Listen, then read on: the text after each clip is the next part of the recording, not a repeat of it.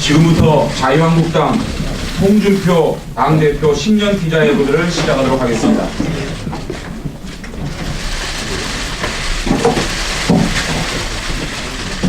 저게 프롬프트인가? 네. 네. 저거 보고 하는 거예요?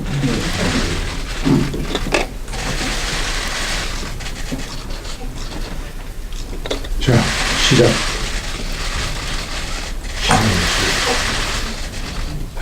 존경하는 대한민국 국민 여러분, 희망의 무술년 새해가 밝았습니다.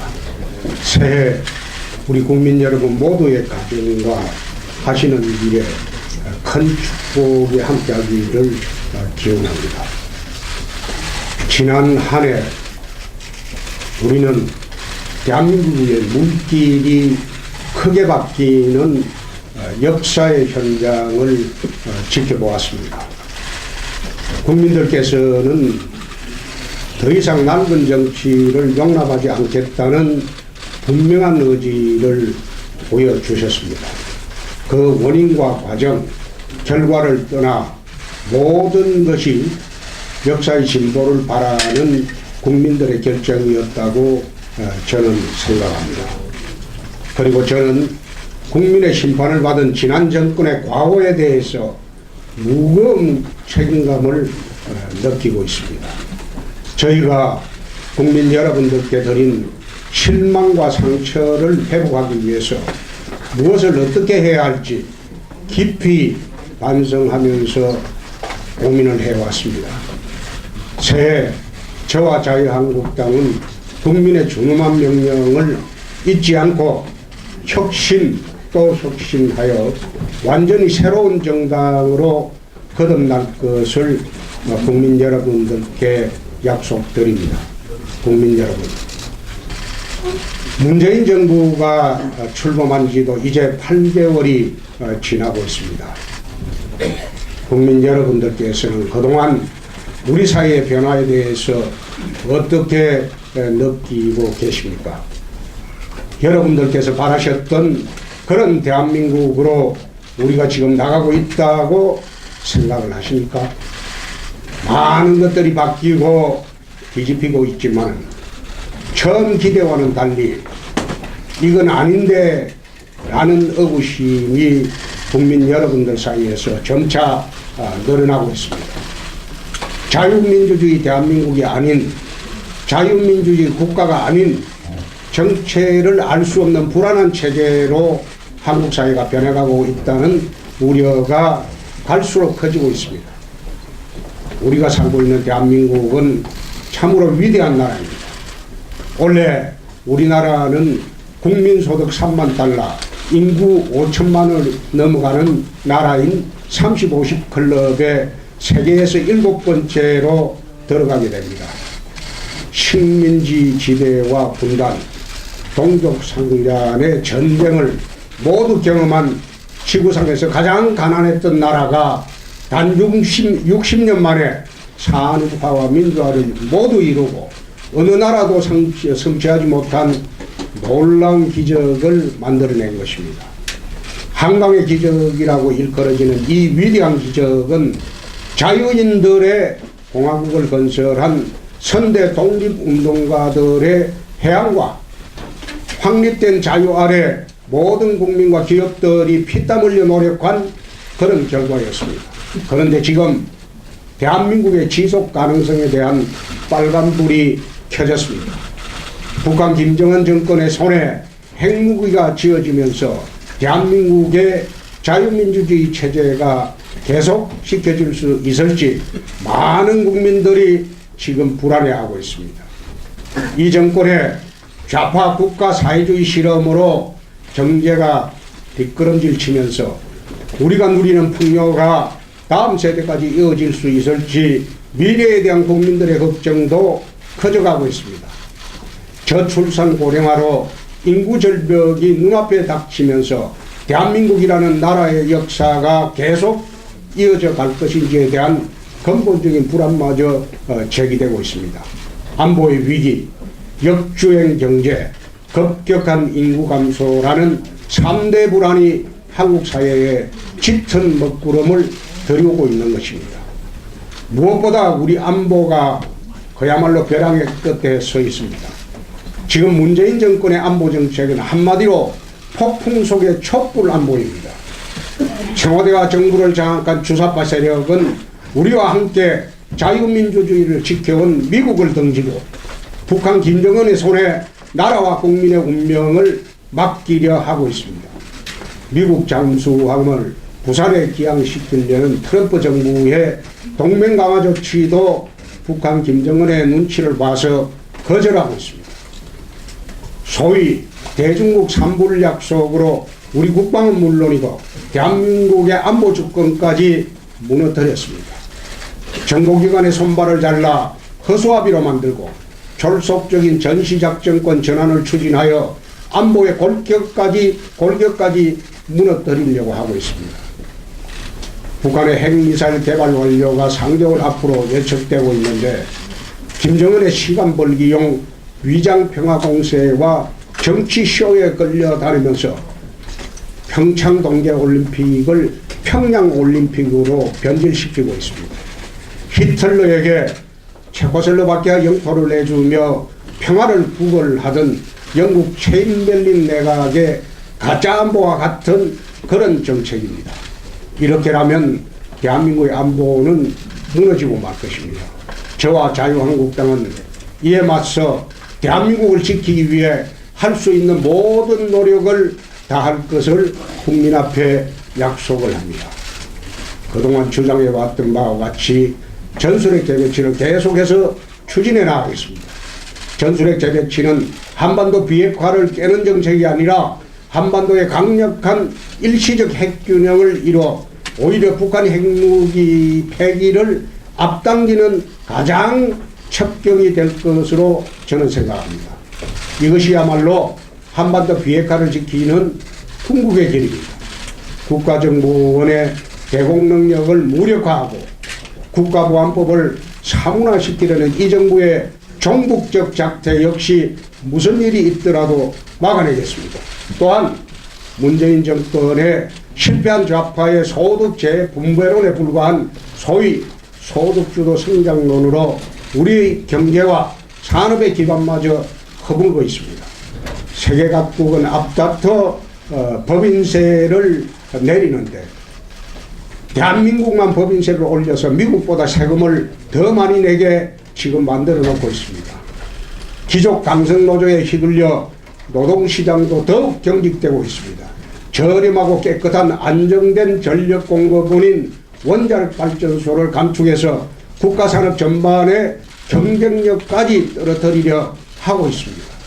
미국과 일본은 해외로 나갔던 기업들도 속속 유턴하고 있는데 우리 기업들은 해외로 탈출과 탈출에 여념이 없습니다. 이미 남미와 남유럽의 여러 나라를 절망의 나락으로 떨어뜨린 좌파 포퓰리즘 복지 정책도 지금 그대로 답습하고 있습니다. 국가 재정이 어떻게 되든 말든 표를 얻기 위한 무상복지와 보편적 복지를 남발하면서 5년 정권이 50년 국가경제의 뿌리를 썩게 만들고 있습니다. 이 정권의 무상복지가 정말 공짜라고 믿으십니까? 땀 흘려 일한 국민들의 지갑에서 세금을 훔쳐서는 도둑복지이며 빚을 내서 다음 세대에게 세금 폭탄을 뜨는 길은 외상복지입니다. 국민 여러분, 지금 우리에게 시급한 과제는 4차 산업혁명 시대를 맞아 기업과 국가의 미래 성장 동력을 확보하는 일입니다. 산업구조조정, 노동시장 개혁, 자본시장 개혁이라는 3대 경제혁신의 톱니바퀴를 정교하게 맞추어서 하루속히 성장의 궤도로 되돌아가야 합니다. 경쟁력을 잃어가는 전통산업 가운데 첨단산업과 결합시켜 살릴 산업은 적극적으로 지원을 하고 생존이 불가능한 산업들은 아무리 힘들어도 정리를 해야 합니다. 산업구조조정을 뒷받침하면서 동시에 우리 금융의 경쟁력을 높일 수 있도록 자본시장 개혁도 하루빨리 서둘러야 합니다. 노동 유연성 없이는 혁신 성장이 불가능합니다. 노동개혁 시급한 과정입니다. 저와 자유한국당은 문재인 정권이 시작도 하지 못하고 있는 경제 분야 3대 혁신을 앞장서서 추진해 나가겠습니다. 특히 유럽에 병행했던 독일을 구해낸 하르츠 계획을 모델로 하여 노동 유연성을 확보하면서도 우리 현실에 맞게 사회 안전망을 강화하는 한국형 하르츠 개혁 노동개혁 모델을 만들어 나가겠습니다. 나라의 미래를 좀먹는 이 정권의 복지 포퓰리즘도 막아내겠습니다. 저와 자유한국당 역시 서민복지 확대에 반대하지는 않습니다. 다만 도움이 필요하지 않는 국민들에게까지 돈을 뿌려서 표를 사는 잘못된 포퓰리즘 복지 정책은 바로잡아야 합니다. 남미의 자원부국 베네수엘라, 남유럽의 부국이었던 그리스가 왜 오늘과 같은 처지가 됐는지 우리는 분명히 기억해야 합니다. 국가가 감당할 수 있는 범위에서 필요한 국민에게 우선적인 지원이 이루어질 수 있도록 복지의 원칙을 새롭게 세우겠습니다. 아동수당, 보육료, 가정보육수당, 자녀소득공제, 근로장려세제 등 재반수당과 세제 혜택을 재설계해서 불필요한 낭비를 줄이겠습니다. 대상을 확대하면서도 가구소득에 따른 차등적 지원을 시행해서 꼭 필요한 국민에게 충분히 지원이 돌아가도록 그런 정책을 만들겠습니다. 존경하는 국민 여러분, 저출산 고령화에 따른 인구 절벽 문제는 대한민국의 지속 가능성에 가장 큰 위협이 되고 있습니다. 2006년부터 무려 150조 원이 넘는 예산을 쏟아부었지만 여전히 결혼율과 출산율은 바닥을 치고 있습니다. 산발적인 부처 정책으로는 한계가 있다는 것이 확인되었기 때문에 보육과 교육은 물론 취업과 창업, 거주에 이르기까지 종합적으로 인구 감소에 대응할 범정부 컨트롤 타워가 필요합니다. 무엇보다 우리보다 참 먼저 인구 감소를 겪은 일본은 인구 1억을 지키자는 의미의 1억 총활약 담당상을 만들었습니다. 우리의 저출산 고령화 속도가 일본보다 훨씬 빠른 만큼 당 차원에서 인구전담부처의 신설을 추진하겠습니다. 안보, 경제, 인구의 불안을 해결하기 위해서는 무엇보다 문재인 대통령을 비롯한 이 정권의 핵심 인사들의 상황인식과 정책 기조부터 바뀌어야 합니다. 국민의 불안을 가중시키고 나라의 미래를 어둡게 만드는 철진한 좌파 국가사회주의와 주사파식 사고에서 하루속히 벗어나기를 진심으로 촉구합니다. 존경하는 국민 여러분, 새해 자유한국당은 중산층과 서민을 위한 민생정당으로서의 혁신을 가장 큰 목표로 하고 있습니다. 국민의 삶을 돌보는데 소홀했던 보수 정권의 실패를 반성하면서 민생을 온 정책의 최우선에 두는 따뜻한 혁신을 계속해 나갈 것입니다. 그러나 분명한 사실은 문재인 정권의 좌파 민생 정책으로는 국민의 삶이 나아지기는커녕 오히려 악화될 수밖에 없다는 것이 지금의 현실입니다. 국민 여러분께 묻겠습니다. 이 정권 들어와서 실제로 형편이 나아지신 분은 보셨습니까? 청년 실업률을 비롯한 대부분의 경제 지표가 악화 일로에 있고 많은 국민들의 삶이 갈수록 어려워지고 있습니다. 입으로는 서민과 청년을 위한다고 하면서도 실제로는 서민을 가장 어렵게 하고 청년을 가장 힘들게 하는 정권이 바로 문재인 정권입니다. 최저임금을 16.4%나 일시에 졸속적으로 인상한 것은 결과적으로 대표적인 반서민, 반청년 정책이 될 것입니다. 이미 서민 중에 서민인 자영업자들 사이에서는 죽겠다는 소리가 나오고 있고 청년들은 그나마 있던 일자리마저 사라져 가고 있어 비명을 지르고 있습니다. 자유한국당이 앞장서서 바로잡겠습니다.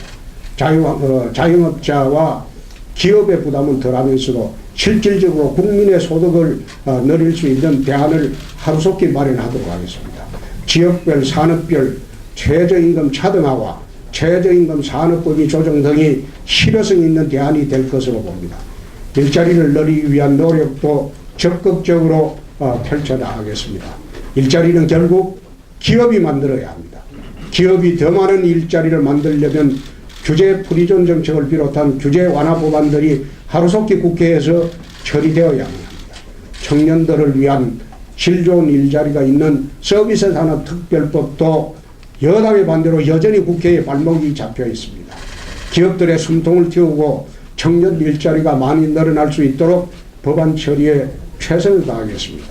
저와 자유한국당은 기업과 개인의 자유를 최대한 보장하고 동시에 엄격한 사회적 책임을 부과함으로써 공정한 동반성장이 이루어지는 사회를 만들어 나가도록 하겠습니다. 대입 정시 축소, 사법고시 폐지, 유치원 영어교육 금지 등과 같은 기회의 사다리를 끊는 이 정권의 정책들을 막아내고 누구에게나 공정한 기회가 돌아가는 사회를 만드는 데에도 당력을 집중할 것을 약속드립니다. 국민 여러분, 저는 오늘 한국 사회가 안고 있는 모든 혼란과 퇴행의 원인은 바로 이 정권의 좌파 국가 사회주의라고 생각을 합니다. 피땀 흘려 노력한 여자 아이스하키 선수들의 출전 기회를 빼앗아 정부 방침이란 명목으로 남북 단일팀을 강요하는 것이야말로 국가를 위해 개인이 희생하라는 전형적인 국가주의 산물입니다.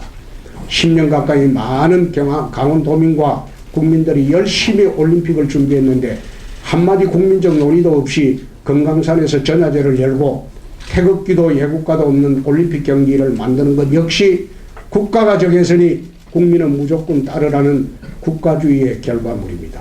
희망을 잃은 청년들이 미래를 바라보며 가상화폐 투자에 뛰어들었는데 강압적인 규제와 오락가락 정책으로 빚더미에 앉혀놓은 것도 개인의 자유와 책임을 무시하고 국가가 개인의 삶까지 규제하겠다는 교조적 국가주의가 빚어낸 비극입니다.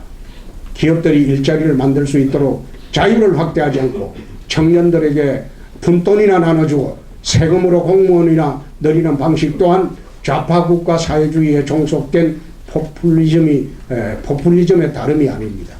이런 좌파 국가주의가 주도하는 정권이라면 문재인 대통령이 후보 시절 약속한 기회는 평등하고 과정은 공정하며 결과는 정의로운 나라를 결코 만들어낼 수 없을 것입니다. 우리 청년들은 당군 일에 가장 스펙이 뛰어나다고 할 정도로 창의와 역량이 뛰어난 세대들입니다. 조국 대한민국에 누구보다 큰 자긍심을 품고 살면서도 어느 세대보다 글로벌 마인드를 갖춘 그러한 세대들입니다. 이들이 마음껏 역량을 발휘하며 꿈을 이루어 나갈 수 있도록 만들려면 좌파국가 사회주의가 아니라 자유의 확대가 꼭 필요합니다. 자유는 인간다운 삶을 보장하는 핵심 요소이며 인류의 발전을 이끌어온 가장 큰 자산이기 때문입니다. 목숨을 걸고 판문점 군사분계선을 넘어온 북한 병사, 온곡고초를 이겨내고 이 땅에 오는 북한 이탈 주민들, 그들이 죽음을 무릅쓰고 대한민국에 오는 까닭은 바로 자유를 찾아서입니다. 2차 대전 이후 동서의 체제 경쟁에서 서방이 완성을 거둔 것도 자유라는 강력한 발전 동력을 가지고 있었기 때문입니다. 그런데 문재인 정권은 우리 대한민국 체제에서 자유를 삭제하려고 하고 있습니다. 바로 이 정권이 하고 있는 개헌 시도입니다. 대한민국을 건국하고 발전시켜온 자유민주주의에서 자유를 삭제하고 민주주의만 넣겠다는 것이 이 정권과 좌파학자들이 주도하는 헌법 개정안의 핵심입니다. 북한의 공식 명칭이 조선민주주의 인민공화국이라는 점에서 보듯 자유가 빠진 민주주의는 북한과 다를 바 없습니다. 국민들은 단지 정권교체를 명령한 것뿐인데 이들은 체제교체를 시도하고 있습니다. 그래놓고 자기들끼리 만든 사회주의 헌법을 통과시키기 위해 졸속적으로 지방선거에 얹혀서 투표를 하려고 하고 있습니다. 각 지역의 통장들을 동원해서 개헌 서명을 받는 관제개헌까지 밀어붙이고 있습니다. 저 역시 헌법 개정의 필요성은 인정을 합니다. 그러나 자유민주주의를 부정하는 현 정권의 개헌 시도는 결코 받아들일 수 없으며 이를 관철시키기 위한 지방선거 동시투표도 강력하게 반대를 합니다. 자유한국당은 자유민주주의를 지키면서 시대의 변화에 맞는 합리적 개헌안을 곧 마련할 것이며 이를 토대로 연내 개헌이 이루어질 수 있도록 노력하겠습니다. 존경하는 국민 여러분, 이제 6.13 지방선거가 5개월도 채 남지 않았습니다. 이번 지방선거는 대한민국을 망치는 문재인 정권의 좌파 폭주에 맞서 국민 여러분들의 삶을 지키는 선거입니다. 자유한국당이 무너지면 이 정권은 좌파 폭주를 넘어서 좌파 광풍으로 대한민국의 존립 기반까지 흔들려고 할 것입니다. 아직 이 정권의 국정과제 1호가 적폐청산에 머물러 있는 것도 대한민국 보수 우파의 실을 말리고 좌파 핵심 세력들에 맞서온 국가공권력의 고유 기능을 해체하며 그들이 바라는 체제로 이 나라를 바꿔나가기 위해서입니다. 그동안 저희 자유한국당이 모자라고 잘못했던 일들 뼈아프게 반성을 하고 있습니다. 국민 여러분들께서 다시는 실망을 드리는 일이 없도록 모든 것을 완전히 새롭게 바꿔나가도록 하겠습니다. 문재인 정권은 여전히 과거의 적폐청산에 머물러 있지만 우리 자유한국당은 미래로 나아가겠습니다. 국민의 삶에 정말 필요한 혁신적인 지방정책들을 만들고 이를 실천하는 데 모든 힘을 쏟겠습니다. 나라를 지키고 다음 세대의 미래를 지킨다는 마음으로 자유한국당을 지지해 주실 것을 간곡히 호소드립니다. 우리 모두 위대한 대한민국을 지키고 다음 세대가 더욱 위대한 대한민국을 만들어갈 수 있도록 힘을 합쳐 나가도록 하십시다. 2002년 대한민국을 외치면서 사강신화를 만들어냈던 그 붉은 악마의 호두로 다시 무장을 하고 대한민국의 자긍심을 다시 한번 크게 일으키도록 하십시다. 새해 복 많이 받으시고 뜻하시는 일 모두 잘 이루시기를 기원합니다. 감사합니다. 이어서 언론인 여러분들과 질의응답 시간을 갖겠습니다. 손을 들어주시면 홍준표 대표께서 직접 지명하시면 저희들이 마이크를 가져가겠습니다. 이하 진행은 홍준표 대표께서 직접 하시겠습니다. 이제 이 앞에 분들은 조금 그만 찍으세요.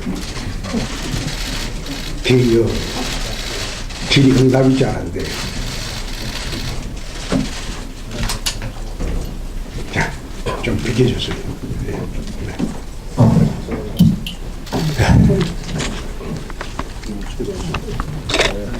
네. 어디에 누군지 말씀하시고. 네.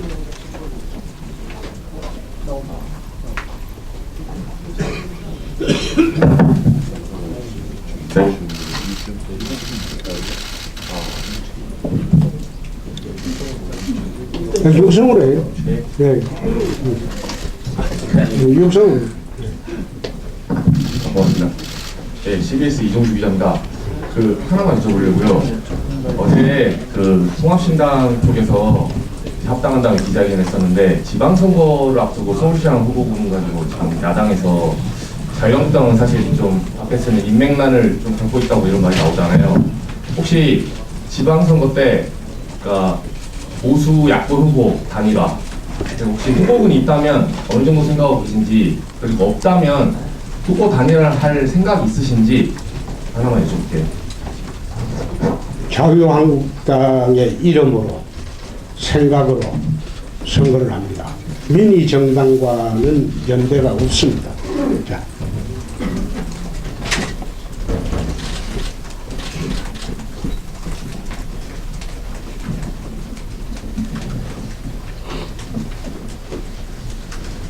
그 3등, 4등 합쳐서 7등 2등 한다고 하는데 선거는 2등이 없어요. 우리는 지금 1등 하려고 하는 거예요. 3등, 4등 합치면 7등입니다.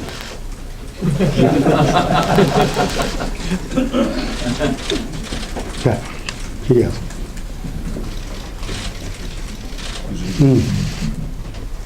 네, 연합뉴스 이슬입니다. 지방선거 얘기가 나와서 질문 드리는데요. 지금 일단 가장 관심 높은 서울시장의 경우에는 홍정욱 그 회장이 일단은 보류하는 모양새를 취했는데 계속 우리 당에서는 설득을 하실, 그러니까 한국당에서 설득을 하실 생각이 있으신지 아니면 또 다른 후보군을 생각해 놓은 분이 있으신지 좀 궁금합니다.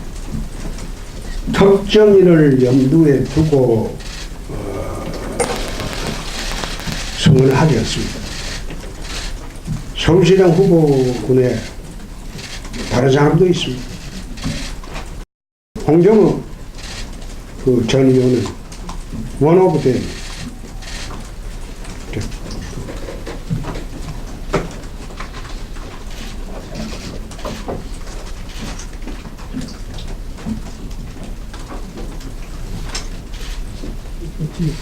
길이 없으면 나 갑니다. 카메라 뒤쪽에서 지금 네, 그래서 네. 안 보이십니다. 박민경 기자. 네. 박민경 기자. 네, 연합뉴스 TV 강민경입니다. 연합뉴스 방금 했는데. 연합뉴스 TV입니다. 아, TV. 네. 예. 계속 지방선거 얘기 나와서 추가로 여쭤보는데요. 지난번에 대표님께서 6석 지방선거 계속 확보하신다고 얘기를 하셨는데 그렇습니다. 지금 인재 영입에 조금 어려움을 겪고 있다는 얘기가 나오고 있는데 그 6석은 여전히 유효하신지 그거 좀 여쭤보려고 합니다. 더 할 수도 있습니다. 6석은 마지노고 17군데 광역단체를 돌아보니까 더 할 수도 있다. 그런 확신을 가졌습니다.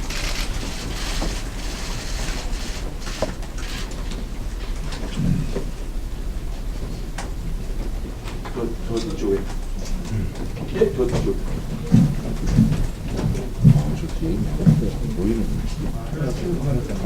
네, 한국경제신문 박종필 기자입니다.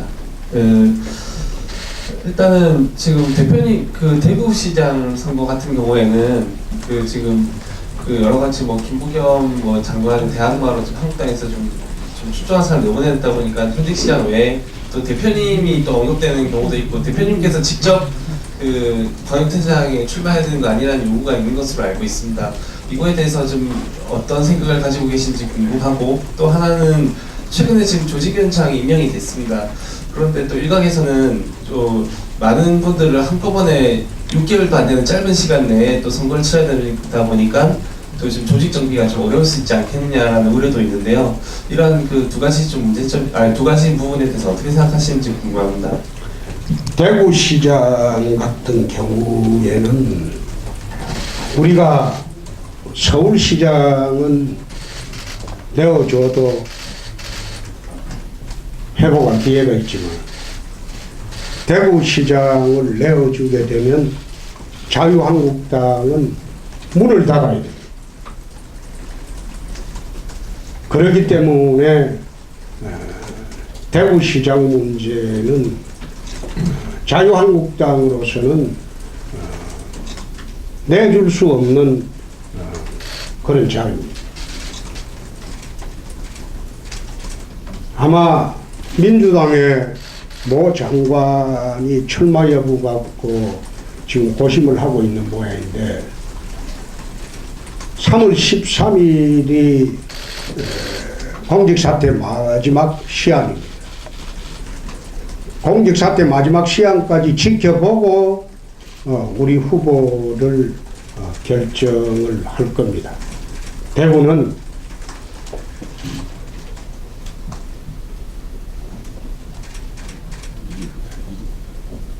유승민 의원이 전동을 하고 있고 또 극소수인 하나 조은진 의원도 전동을 하고 있고 거기다가 민주당의 김부겸 의원도 전동을 하고 있습니다. 대구시장 선거가 예년과 같지 않을 겁니다. 그래서 3월 13일 이후에 특단의 대책을 준비를 하고 있습니다. 어떤 이유로도 저는 국회의원 보궐선거나 이번 광역단체 선거에 출마할 수가 없습니다. 전국적인 선거를 총괄 지휘를 해야 되기 때문에 내가 국회의원 한 번 더 하려고 당대표를 맡은 것은 아닙니다. 그러니 더 이상 언론에서는 방금 한경의 박종필 기자님이 질문했는데 더 이상 그 질문 이제 하지 마세요.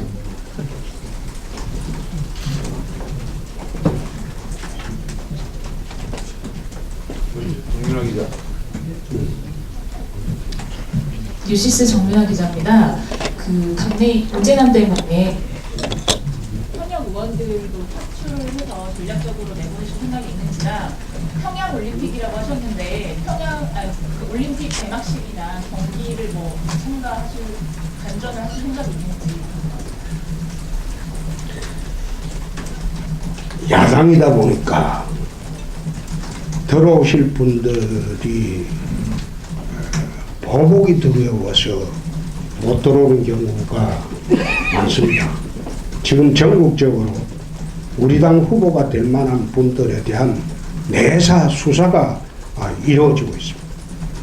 예를 들어서 경남 사천에 무소속으로 있던 사천시장이 입당하자마자 경찰이 압수수색을 들어갔습니다. 전국적으로 그렇습니다.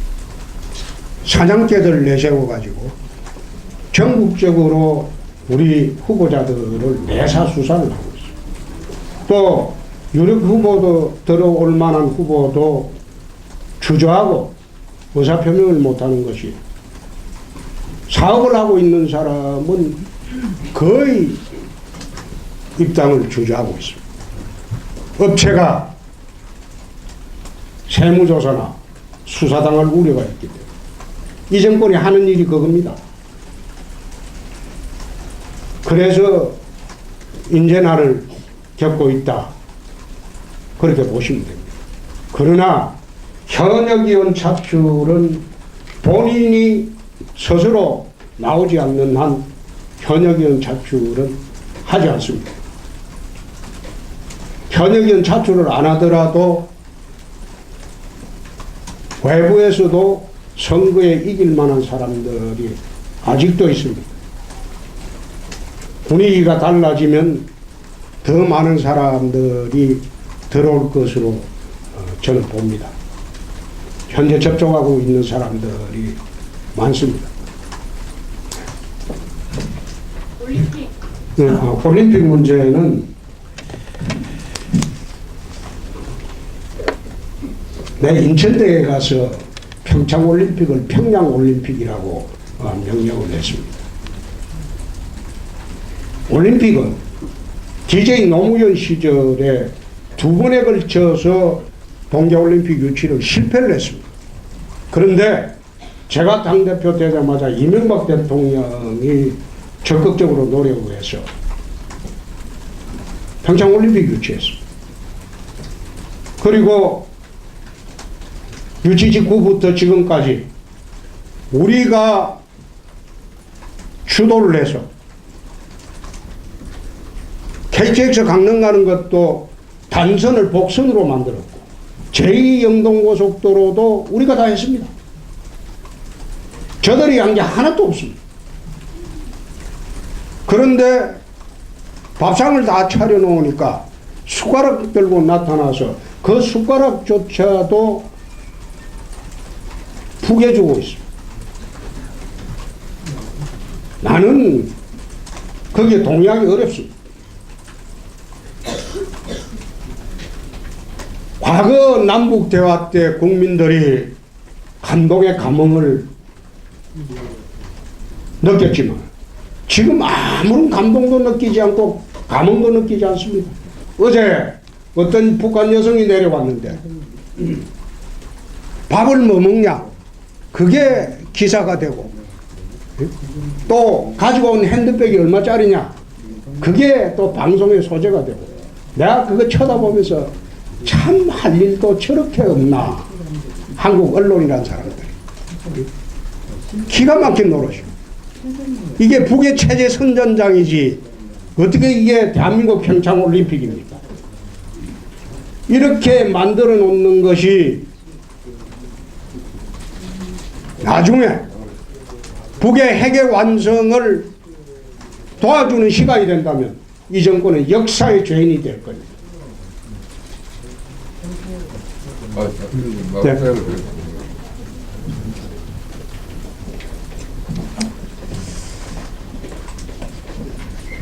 또 질문. 저 미디어 네. 오늘의 정민경 기자라고 하는데요. 그 방송 전에도 뭐 기자분한테 뭐 이런 질문 하지 말라 뭐 이런 식으로 얘기하시기도 하고, 그 전에도 뭐 KNN이나 SBS 관련해가지고 언론관이 좀 문제가 있다라는 지적이 나오고 있는데, 좀 이런 지적에 대해서 어떻게 생각하시는지 궁금합니다. 그건 대답하지 않겠습니다. 예.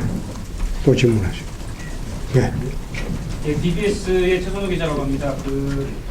임종석 비서실장 유해 관련해서 임종석 실장이 국회를 다녀간 이후에 그 사태가 어느 정도 봉합이 되는 분위기인데요. 어제 유승민 대표 같은 경우에는 문재인 정부 출범 이후 한국당과 이렇게 단합된 적이 없었다. 사사건건 양측이 반대만 하다가 놀라울 정도로 입을 맞추고 있다고 얘기하시는데, 대표님께서도 연초에 국정조사를 해야 한다는 입장이셨잖아요. 그렇습니다. 입장 변화 없으신지, 그렇습니다. 그런 의혹들에 대해서 어떻게 생각하십니까? 사실 우리가 알고 있는 것이 좀 있습니다만은 그걸 다 공개하기에는 국익 차원의 문제가 있기 때문에 당파적 이익보다는 우리는 국익 우선입니다. 그래서 국정조사를 통해서 밝혀지는 것은 별개의 문제고, 우리가 주장하고 우리가 알고 있는 것을 일방적으로 폭로하는 형태의 접근은 맞지 않다. 그런 생각을 갖고 있습니다. 세계일보 이경훈이라고 하는데, 당내 문제 하나, 당 외부 문제 하나 좀 여쭤보고 싶어서요. 주머니에 손 좀 빼고. 그럴게요. 당내 문제는 좀 대구 북구를 가셨잖아요. 그 관련해서 뭐 김태훈 최고위원이나 다해서 뭐 셀프 공천이다 또는 뭐 뽑길만 가고 있다 이렇게 비판하고 있는데, 어떻게 보시는지 좀 궁금하고요. 당 외 무슨 그게 당내 문제고, 또 당 외 문제는 뭐 이명박 전 대통령 관련해가지고 수사가 좀 진행되고 있는데, 당에서는 그 문제에 대해서 좀 여러 가지 비판을 하긴 했는데, 또 대표님께서는 뭐 개입하지 않겠다 이런 얘기도 하셨잖아요. 정확하게 스탠스를 지금 어느 정도로 갖고 있는지 궁금합니다. 우선 북구을 문제는 그렇습니다. 아까 대구 시장 선거에 대한 중요성을 이야기를 했습니다. 대구가 혼전입니다. 내가 북구을에 당협위원장을 맡은 것은 지방선거용입니다. 총선에는 출마하지 않습니다. 지방선거 끝나고 적절한 시기에 대구를 이끌어갈 만한 후배 영입하고 나는 나올 겁니다. 두 번째, 당협위원장이 되면 두 가지 이점이 있습니다. 첫째, 지방선거 추천권을 받습니다. 두 번째, 차기 공천의 우선권을 받습니다. 지방선거 추천권은 북구는 정태욱 북구갑위원장이 정권을 행사할 겁니다. 나는 관여치 않습니다. 두 번째, 총선 출마는 안 한다고 분명히 이야기했습니다. 만약 그런 식으로 비판을 한다면 다음에 그 비판하는 사람은 출마하려면 자기 고향 버리고 서울 강북으로 오십시오. 내 강북으로 차출할 수도 있습니다. 그렇게 자신이 있다면 이제 따뜻한 고향 버리고 서울 강북으로 차출할 수도 있습니다. 두 번째, MB 수사에 대한 스탠스는, MB는 우리 당을 탈당한 분입니다. 박근혜 전 대통령은 우리 당에서 출당시킨 분입니다. 우리 당 출신 두 분이 전직 대통령입니다. 만약 MB 수사에 당 차원에서 대응을 하면 박근혜 전 대통령 수사도 당 차원에서 되거든요. 둘 다 똑같이 당 차원에서 대응은 없습니다.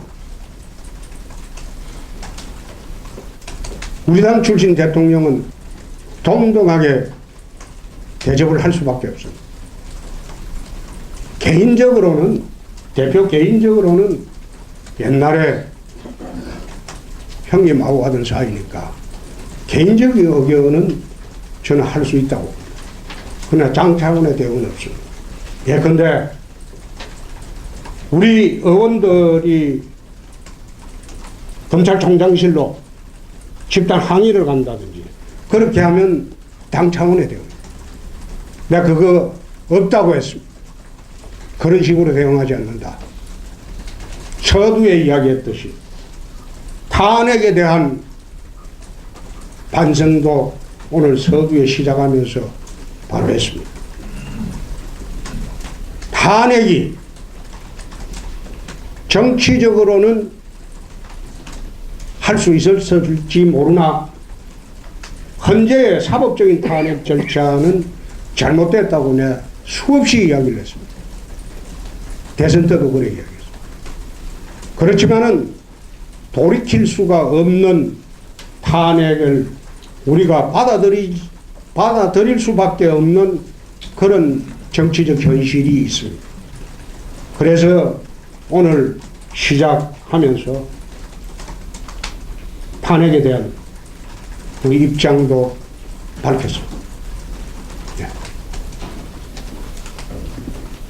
자, 요 기자분, 여자 기자분, 그건 어디죠? 아까 전환점이 올 거라고 하셨는데 그 전환점의 계기가 구체적으로 뭐가 될지 평소 5월 얘기를 하셨는데 어떻게 될 거라고 보시는지 첫 번째로 궁금하고요. 두 번째로는 검찰이 정권 하수인 노릇을 하고 있다고 비판하면서도 검찰개혁이 소극적이지 않느냐 이런 얘기를 듣고 있는데 지난 대선 시절에 정책 공약으로 가장 처음 내놓은 것이 검찰개혁이었고 당시에는 개헌을 통해 경찰에 독자 영장 청구권을 주겠다고 하셨습니다. 공수처 설치에는 반대하되 검경 수사권 조정으로 검찰개혁을 하면 된다 이렇게 주장을 하셨는데 장제원 사개특위 간사는 경찰에는 수사권을 줄 수 없다고 하고 있습니다. 결국 검찰 개혁을 안 하겠다는 것인지 당시 공약을 뒤집겠다는 것인지 이런 의문이 나올 수밖에 없는데 어떻게 보시는지. 어디라고 그랬죠? 한겨레 정유경입니다. 한겨레 정유경입니다. 네. 전환점 문제는 우리가 예상하고 있는 게 몇 가지가 있습니다. 있지만은 오늘 이야기하는 것은 부적절하기 때문에 이야기를 안 하도록 하겠습니다. 분명히 전환점은 옵니다. 어느 매체에서는 자기 체면이라고 하는데 그런 식으로 폄하하기도 하는데 나는 그렇게 보지 않습니다. 아마 지금 여의도판에서 선거를 가장 많이 해본 사람 중에 하나가 홍준표입니다. 큰 선거를 많이 해봤어요. 작은 선거도 많이 해봤어요. 선거에 하나의 흐름이 있습니다. 그리고 대한민국은 지금 경랑 속에 있습니다. 경랑 속에 있습니다. 절대 이 정부 지지가 지금처럼 가지 않으려고 합니다. 두 번째, 지금 여론조사의 문제점을 내가 오늘 아침에도 페이스북에 썼습니다. 국정여론조사라는 게 있습니다. 아마 100억이 넘을 거예요.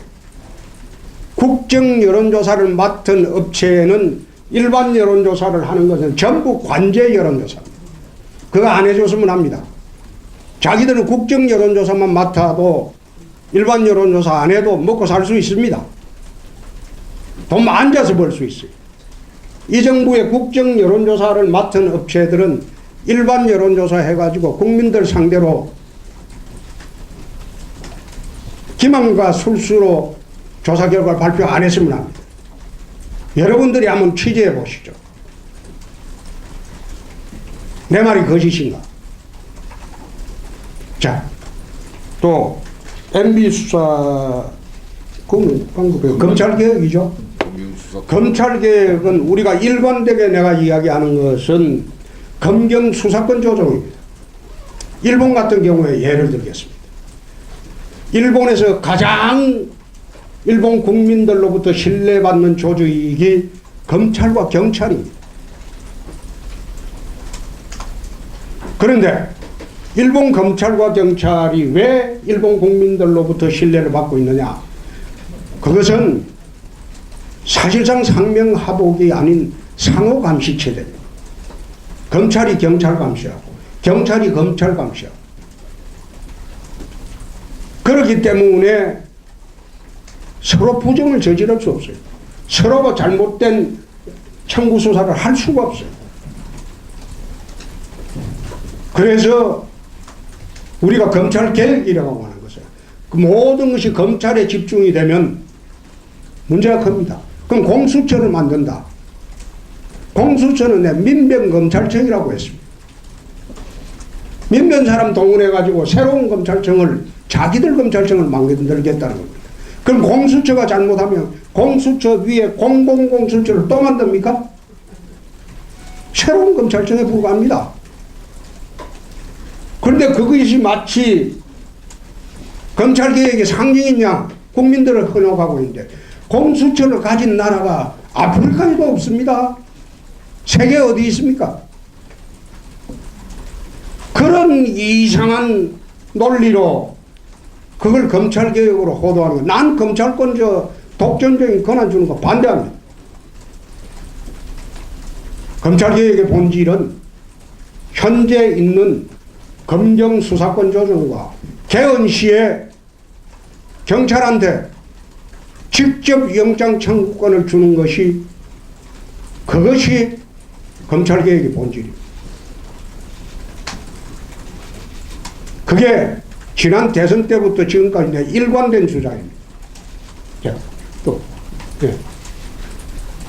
저 국제신문 정옥센터인데요. 예.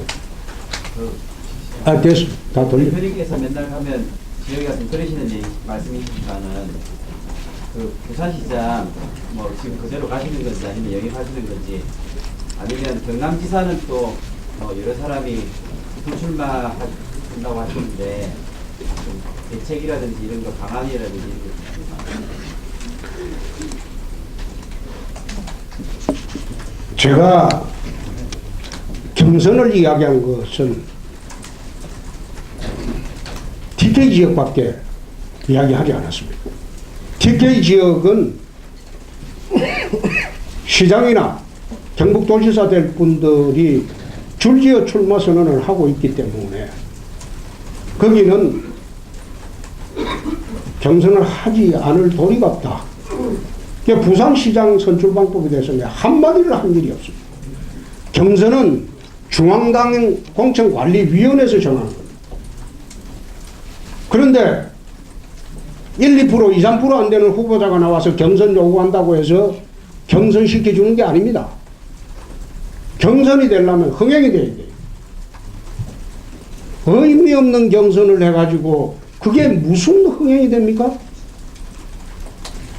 그래서 광역단체장 같은 경우에는 의미 없는 경선은 하지 않는다는 것, 그건 당의 일관된 방침일 뿐만 아니라 저 개인의 생각입니다. 앞으로 공천관리위원회 구성되더라도 우리가 야당이기 때문에 그건 불가피합니다. 경선에 누구나 나갈 당원이라면 자격은 있죠. 근데 컷오프라는 게 괜히 있습니까? 경선을 붙이려면 팽팽해야죠. 아예 경쟁의 대상이 안 되는데 1, 2%, 2, 3% 가지고 부산시장 하겠다. 그거는 경선을 붙이면 유력 후보를 상처를 주는 그런 장을 마련해 주는 겁니다. 그래서 그런 경선은 하지 않겠다는 게, 그거는 당의 기본 방침이고 우리가 야당이 됐기 때문에 그건 도리가 없습니다. 경선 요구하는 건 자유지만 요구하기 이전에 본인의 경쟁력을 최소한 시민 지지의 10% 이상을 올려라 합니다. 그래야지 경선은 할 자격이 생기는 겁니다. 경남지사 사람 있습니다.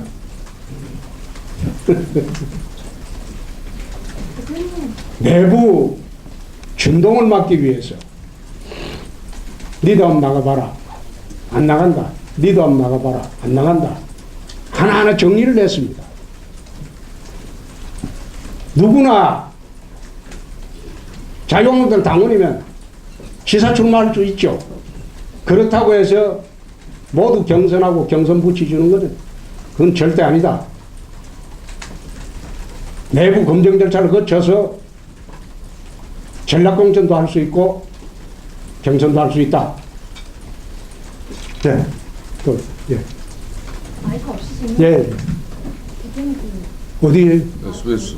한국당이랑 같은 색깔도 입고 왔는데 좀 얼굴이 안 보여가지고 앞으로 나왔습니다. 오마이뉴스 기자 유성혜라고 하는데요. 오마이뉴스도 우리 출입하나? 네. 네. 아유 죄송합니다. 네. 아까 그 평양 올림픽에 대한 질문이 나오긴 했는데 그 관련해서 이제 나경원 의원이 똑같은 말씀을 하셨고 약간 이게 일본 극우 정치인의 말과 똑같다고 해서 논란이 됐어요.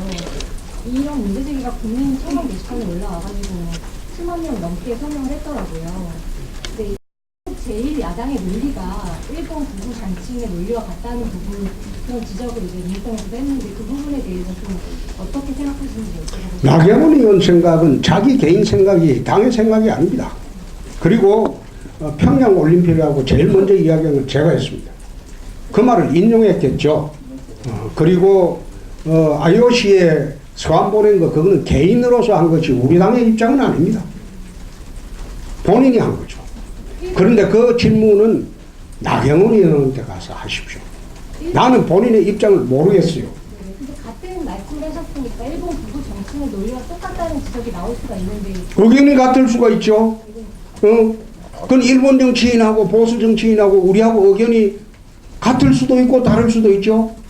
의견이 같다고 해서 그게 같은 사람입니까? 그건 아니죠. 세상에 그런 논리가 어디 있어요. 미국 트럼프 대통령하고 의견이 다르면 안 되는 겁니까? 또 같으면 또 안 되는 겁니까? 자, 예, 이어서. 예. 네, 문화일보 이은지입니다. 방금도 약간 말씀을 좀 세게 해주셨는데 평소에 대표님이 약간 막말 논란에 많이 입장이셨잖아요. 뭐 바퀴벌레니 뭐 페이스북 통해서 항상 어떤 말씀을 하실까 기자들도 굉장히 주목하고 있는데 이제 지방선거도 앞두고 있고 조금 말씀을 순화하실 생각이나 그런 막말 비판에 대해서 어떻게 생각하시는지. 바퀴벌레가 막말이 아닙니다. 막말한 사례를 내 이야기해주면 내가 대답할게요. 내가 막말한 거 어떤 게 막말입니까? 또 이야기해보세요. 많아가지고가 아니고 그게 이야기를 해보세요. 말을 갖다가 가장 아픈 말은 팩트입니다.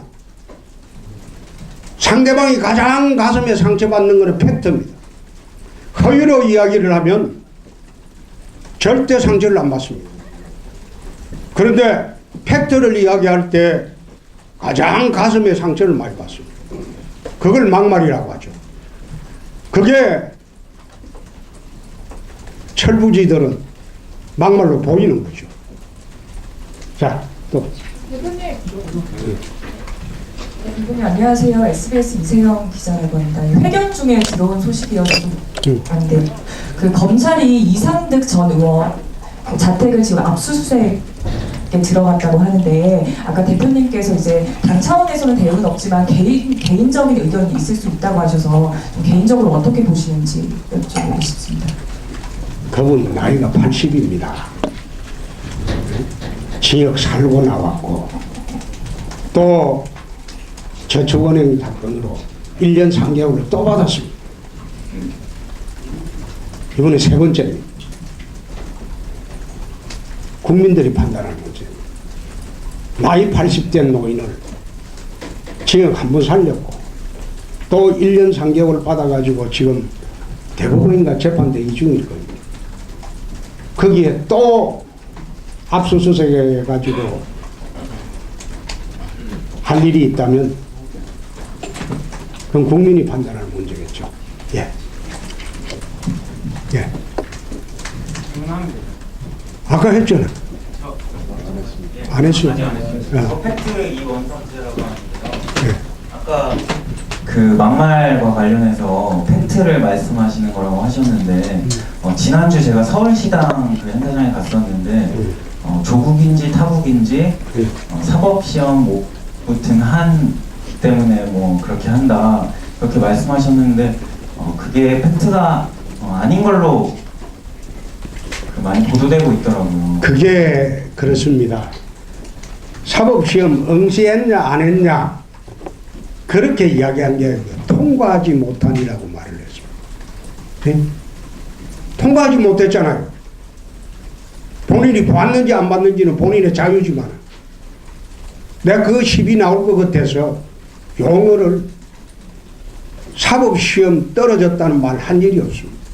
사법시험 통과하지 못한 한이라고 했습니다. 내가 보기는 그렇다는 겁니다. 그 시비 나올 것 같아서 말을 정확하게 해야 했어요. 사법시험 통과하지 못한 한풀이다. 나는 그렇게 본다. 나는 그렇게 볼 수가 있죠. 그건 팩트가 아니지 않습니까? 그건 팩트 문제가 아니죠. 자, 이쯤 합시다. 네. 아니, 그거는 두 번째 하는데, 그쯤 합시다. 내가 그 문재인 대통령처럼 답변 써주는 프롬프트도 없어요. 문 대통령 보니까 지 앉아가지고 기자들 물으면 답변이 실시간으로 프롬프트로 올라오더라고. 그런데 나는 지금 내 혼자 답변해야 되니까, 우리 추미애 대표는 지방선거 프레임을 개헌 대 호환 세력의 대결이라고 했는데 대표님은 프레임 참 어리석다. 참 어리석다고 내가 봤어요. 이 헌법은 87년 체제의 산물입니다. 자기들이 영화 보고 울었다는 87년 체제의 민주화 헌법입니다. 그런데 민주화 헌법은 호언을 해야 되겠죠. 그렇죠? 87년대 어땠습니까? 개헌 세력, 호언 세력 그 프레임은 전두환 체제를 유지하느냐 안 하느냐 그 프레임이었어요. 근데 그 프레임을 자기들이 신앙처럼 받드는 87년 체제를 부정하는 그런 발언. 내가 그 발언 보고 참 어떻게 공당의 대표가 뿌리도 망각하고 저렇게 발언을 하시나 내가 그런 생각을 했어요. 네. 그래서 우리 한국당의 자유한국당의 지방선거 프레임은 어떻게 보시는지 오늘 연설문에 나와 있습니다. 한번 보시죠. 네. 네. 매일경제 홍성명입니다. 지금 지방 분권형 개헌 관련해서 민주당에서 계속 주장을 하고 있는데 원포인트 개헌안이라고 해서 지금 압박하고 있는데 지방에서도 지방 분권형 개헌에 찬성하는 모양새들이 나오고 있고 심지어 같은 당인 김관영 경북도지사도 천만이 개헌 서명 운동을 하면서 그게 관절되어지. 자, 그 이야기를 하겠습니다. 지금 헌법을 기자 여러분들 한번 보십시오. 지방자치제도가 헌법에 선언이 되어 있습니다. 개헌을 안 하더라도 지방자치제도가 헌법에 선언이 되어 있습니다. 그러면 법률만 개정하면 지방분권이 완성이 됩니다. 당장 내 말이 거짓인가 헌법을 보십시오. 그러면 지방분권의 가장 큰 요체가 자치조직권, 자치재정권입니다. 지방자치단체가 내 조직을 내 마음대로 개정을 해야 되는데 지금 행안부에서 0으로 꽉 막아놓고 있습니다. 필요한 부서 행안부 승인을 받아요. 한시적으로 만약 구간화를 개설하려고 한다. 그럼 그걸 행안부 승인을 받아갖고 한시적으로 1년, 2년 개설하고 없어져요. 지금 이 정부에서 주장하는 것은 거짓입니다. 헌법에 지방자치제도가 분권이 선언이 되어 있죠. 그러면 법률만 개정하면 돼요. 그럼 자치조직권은 행안부 0을 개정하면 됩니다. 자치조직권은 행안부 0을 개정하면 돼요. 그 다음에 자치재정권의 문제입니다. 돈이 있어야 지방분권이 돼요. 지금은 국세와 지방세 구조가 2대8로 되어 있습니다. 지방세가 2밖에 안 되죠. 그러니까 정기국회 때 모든 광역단체장들이 여의도 와서 예산 업소를 합니다. 정부에 업소를 합니다. 말하자면 돈 가지고 주종관계를 맺어놨어요. 이 자치재정권입니다. 자치재정권은 국세와 지방세 구조만 바꿔주면 정부에서 법률 개정해서 지방분권이 실현될 수 있어요. 4대 6으로만 바꿔줘도 광역단체장들이 예산을 흡수하러 합니다. 그런데 서울시에서 왜 배짱을 부릴 수 있을까요? 서울시는 재정 자립도가 90%에 이릅니다. 정부 예산 지원이 필요 없는 부분. 그렇기 때문에 서울시장이 되면 야당이 되나 여당이 되나 정부에 청와대에 맞대놓고 대들어도 재정이 충분하니까 규제를 할 수 없습니다. 지금 정부에서 하고 있는 지방자치개혁은 그거는 국민의 눈을 속이는 짓입니다. 자기들이 할 수 있는 자치재정권, 자치조직권만 확보해주면 지방분권은 완성이 됩니다. 그걸 하지 않고 국민 상대로 거짓말을 하고 있어요. 내 말이 거짓이면 기자분들 전부 확인해 보시죠. 자, 이 정도 합시다. 아니, 난 이제 프롬프트도 누가 알려주지도 않고. 마지막으로. 네, 마지막. 네, 안녕하세요. 전 뷰스위니스 강주희 기자라고 합니다. 네. 그 안보 관련해서 질문 드릴게요. 아까 전에 연설문에서 전술핵 재배치 네. 다시 하시겠다고 하셨는데 그럼 이게 이전 그런 방향이나 그 전략 구성하고 좀 다른 건지 궁금하고요. 그 아시다시피 한국당이 추진했던 그 백악관 그 서명 운동도 거의 폐지 상태고 국내에서 했던 서명 운동도 좀 흐지부지한데 이전과 다른 구성을 갖고 계시면 좀 어떤 건지 좀 설명 백악관 서명 운동은 그 서명 절차가 바뀌어가지고 우리 교민들한테 충분히 알리지 못해서 서명이 성공을 못했습니다. 그러나 국내 서명운동은 지금 500만 명이 넘어섰습니다. 500만 명이 넘어서서 전 국민의 10%가 전술핵 재배치를 서명을 완료했습니다. 그렇기 때문에 그 서명운동 자료만 갖고도 충분히 동력이 확보되어 있다. 그렇게 말씀을 드리고 전술핵 재배치 문제는 이 정부에서는 어려울 것으로 나는 봅니다. 안 할 것으로 봅니다. 부산에 들어오는 핵 잠수함도 못 들어오게 하는 정부인데 전술핵 재배치를 할 리가 있겠습니까? 그러나 북핵 개발이 완성이 되면 역사의 죄인이 될 겁니다. 자 이제 그만하도록 하겠습니다. 이상으로 기자회견을 마치겠습니다. 감사합니다. 국민 여러분 감사합니다.